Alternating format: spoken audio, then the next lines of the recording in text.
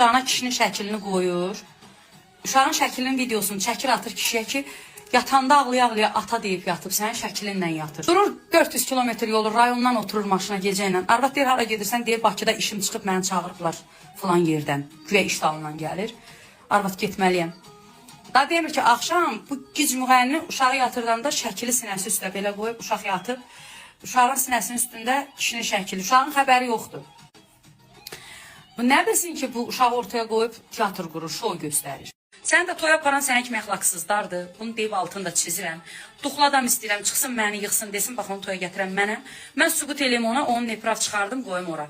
Deyim ki, bax bu adam falan kəsin ailəsində arvadının ürəyini yatırdır, dəqiqədə bir ora hədiyyələr qoyur, onun arvadının üstünə təcili yardım gəlir, arvadının ürəyi gedir, yıxılır, evində balaları ağlayır, arvad da boşanıb gedə bilmir, çünki balalarının gələcək taleyini fikirləşir, deyir, mənim birdən qızım alan olmaz, oğluma qız verən olmaz, nə edeyim, dözüm oturum, arvad da dünya gözəli.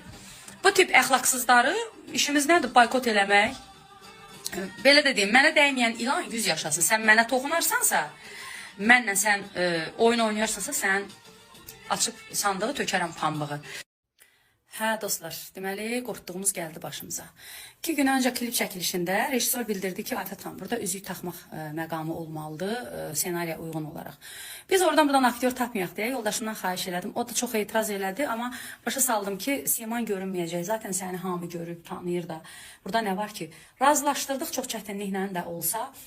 Bu indi klip yayımlanarkən izləyicilər başa düşüb ki, mənim həyat yoldaşımdır. Altda yazılır. Vay vay vay, bunlar bir-birinə nələr dedi, bu buna nə dedi, bu kişi bunu nə cür qəbul edir, bu ona nələr dedi.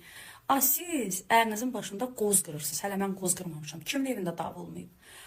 Süyvəndə yaxşıdır, öpəndə yaxşıdır, ağzıma gələn deyəndə pis. Əgər mənim keyf mənim, sevərəm də, söyərəm də, öpərəm də, yaxşı edirəm. Bu bizim şəxsi məsələmizdir.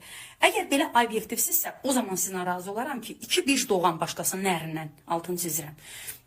Geçmiş vaxtı itə oxşayan, it konkret, belə tühlü, qıllı-mıllı it olur. Ona oxşayan küçə adamı, bugün o kişinin pulu ilə özünü düzəldib, yığdırıb, o kişinin arvadını heç əlinə stöhməyə yaramır. Nə əxlaqda, nə gözəllikdə.